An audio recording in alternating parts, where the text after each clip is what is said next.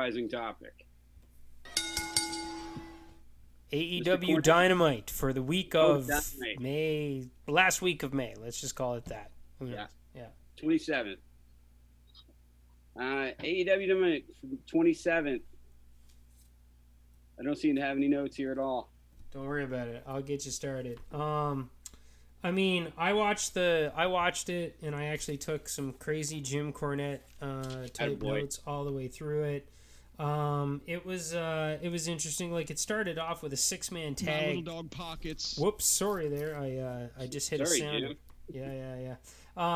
It started off with a 6-man tag. It was Matt Hardy and the Young Bucks against Private Party and Joey Janela. Is that how I say it? Joey Janela, the bad boy, Joey Janela. Yeah, and anyways, so that was I mean, that was just spots.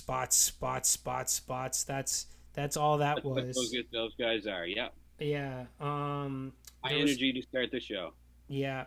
At one point, they went out to the outside, and there was some completely pointless crowd action, I guess, if you want to call the other wrestlers the crowd. Crowd, yeah. I mean, you know, it was one of those ones where it was chaos. It was nonstop spots where JR kind of even checked out a little bit.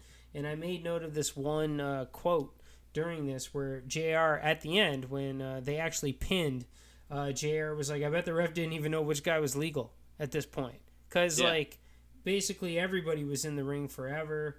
JR, I found that's my main note on this one is JR sounded just really annoyed. Yeah. He sounded like he had enough, and this match was just too convoluted for his liking. And I'm sure they had to talk about it backstage after. Yeah. After this, and again, I only kind of have notes probably about halfway through, but you know this should get us here. But the Revival or the Revolt shows up in what I thought they were going to be called, and now they're called FTR.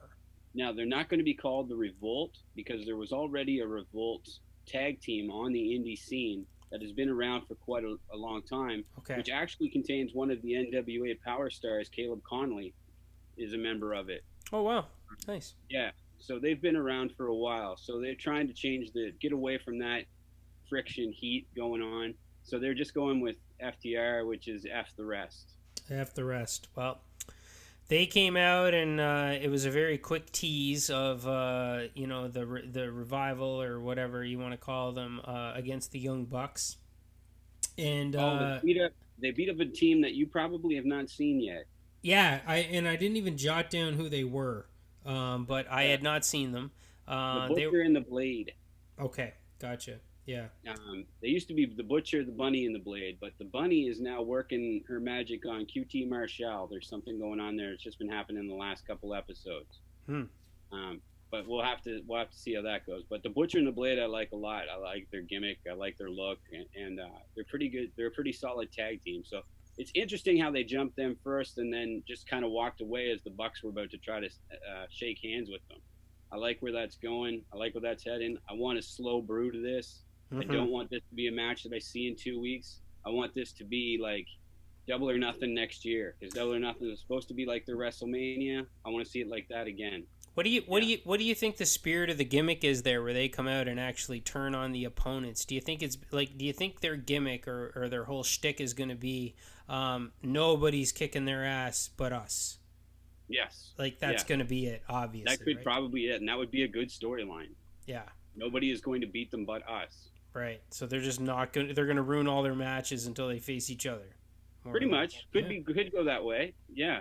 Or they could go out and no, they got it under control. We'll let it go. Yeah. Well, that was interesting, and people, fans of tag team wrestling, and also that are fans of the AEW are excited because the tag team division just got a lot more interesting with two really big names. Stacked. I'm excited for it because I love tag team wrestling, and I can't wait to see I'm excited to see what they do with it because they seem to treat it a lot more seriously than they do their other divisions so far. They have, if that's possible. I know we've got the Dark Order and you've got some silly teams in there, but as far as the rankings and trying to get to the title, it takes a whole lot more to get there than it's just. And the best friends are, I think, number one number one in the standings to get a title shot. So I'm excited to see Orange Cassidy get a little gold if Yeah, that's yeah. possible. We'll see how that goes. We'll see how Yeah. that goes. Uh, Following this, John Moxley came out. Now, my notes on this start with John Moxley is boring. Um, that's those were my notes, so that's how I was feeling at the time. He came out though. He sat down at the announce table and joined the announce table, and then I also made a note saying he's not doing a bad job in that role of being on the announce table. Brian Cage, who we talked about a little bit earlier, who won the Battle Royale to eventually face Moxley. So that's our answer. Like, it's definitely going to be like he gets the shot at that title. Yeah. He comes out, fights with Taz, and I didn't even make note of his opponent. But, yeah, it was like Indy Dangle or something. Yeah, all I have here is squash in capitals all the way across. It was an absolute brutalizing squash match, which AEW actually needs more of. Like, MJF's the only guy that actually has any real logical squash matches, it seems, in AEW. So this is making sense. So yeah. Let's see. Let's jump over to our next. Taz does a promo. Brian Cage's lady. What is going on here? Anyway, there's a break. I don't even understand my notes at this point. Brian. Oh yeah, Brian Cage. I made a note of this, but Brian Cage clearly uses spray tan, and he stops and he stops at his neck. Because his body's completely orange and his face is not even remotely in the vicinity of what he's trying to pull off there. Yeah.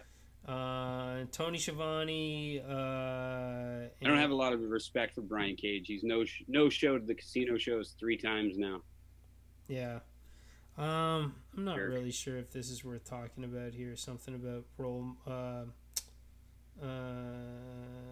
Tony Schiavone came out and did a promo with Britt Baker or whatever. Oh, the Britt Baker thing, yeah. Carries on her role models and her whole spiel of being a bad guy, good guy. Yeah. Yeah, basically being a bitch. And she did a good job of it, once again, to belittle those around her. Yeah. She did good. It was good promo. I remember enjoying Jim Ross's commentary during that, just commenting on how Schiavone was taking the whole thing in. He's like, he's loving this. Yeah.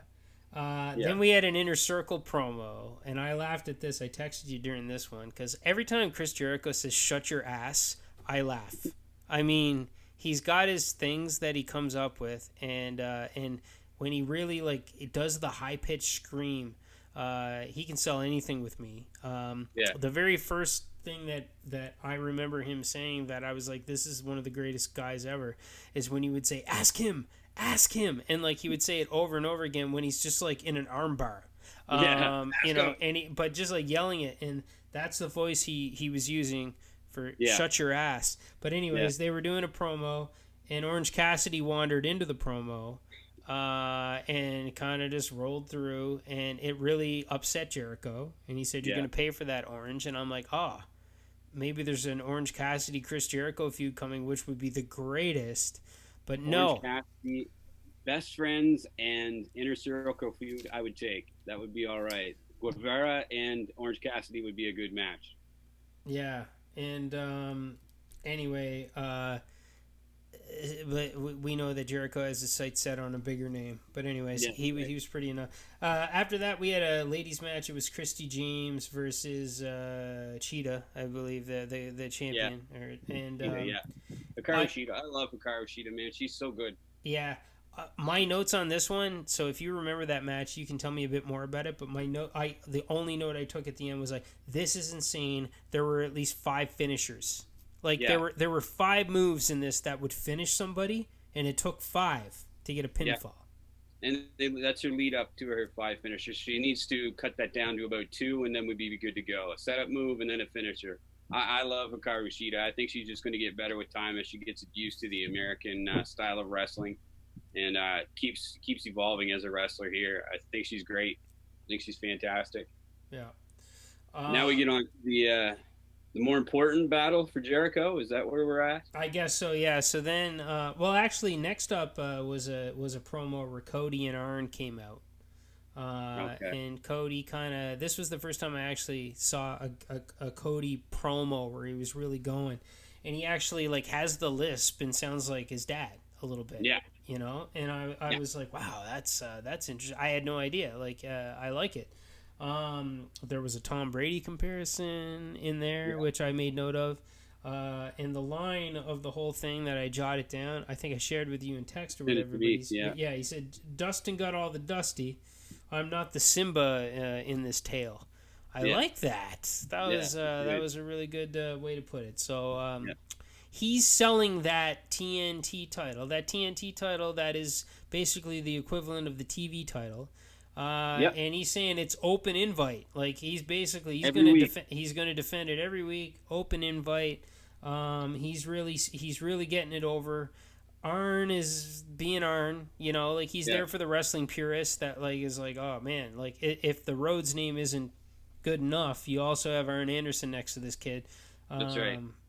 Otherwise he doesn't do much for me. I don't know about you. Yeah. Yeah. Nah. But anyway, I like the promo. I'm not a huge fan of Cody. I can take him or leave him. I have to finally go and eventually watch the Cody versus Nick Aldis match because I haven't watched it. Yeah. But we'll watch that together. I haven't watched it either. We'll watch it together. Yeah, we need to do that because I'm a huge Aldis fan, obviously, and the way Cody wrestles, I think it'll be a lot like the villain in Aldis. Like Cody's more of a, I think that's one of the things maybe about NWA that we like is that they don't use 7 or 8 finishers. There's no, they roll guys up. Like there's small packages that happen out of nowhere and they get pins. They actually win matches by holding the tights on a roll up. Yeah. And as cheap as that is, well, we've always bought that as cheating. Like when we were kids, when you rolled a guy up and you held those tights, impossible to kick out. Impossible. We did not know why it was impossible to kick out, but it was impossible. Like the laws held on to ropes. Oh man. You couldn't move. Zero chance. Yeah. Like a tranquilizer dart. Yeah, if you had exactly, and if you had a finisher, like if you had a figure 4 on somebody or anything like that, the ref wasn't looking, and you grabbed the ropes for leverage, you would crush the guy's knee. Anyway, so we grew up buying that, and NWA actually works a little bit of that into it. Where in the AEW, come on. Like, if they even tried to get away with that, if they even tried to get away with, somebody holding the tights and getting the pin, that would be 10 minutes after some guy just took 4 tombstones. Right. And kicked out of them all, right? Yeah. A guy just got hit in the face with a bat and he kicked out. Like Darby Allin drop kicked him with a skateboard to the face or something like that. There you go. Exactly. So I think that is why we like NWA so much, is that gravity does exist in the NWA. It does exist. It does exist, and it follows through. After that Cody promo, and this is where I stopped taking notes. So there was a Kip Sabian with Penelope Ford, who apparently is his wife, and Jimmy Havoc, and he fought against SCU, which I know is the Southern California dudes or whatever. SoCal Uncensored, yeah. Yeah, and Scorpio Sky is in that, which is it's the son of Flash Funk, right? Too Cold. No, I don't know about that. Oh, they're not even, maybe not even related. I thought maybe they were. Anyway, I have no notes about that match, and I'll be honest with you. To this moment, I couldn't care less about it.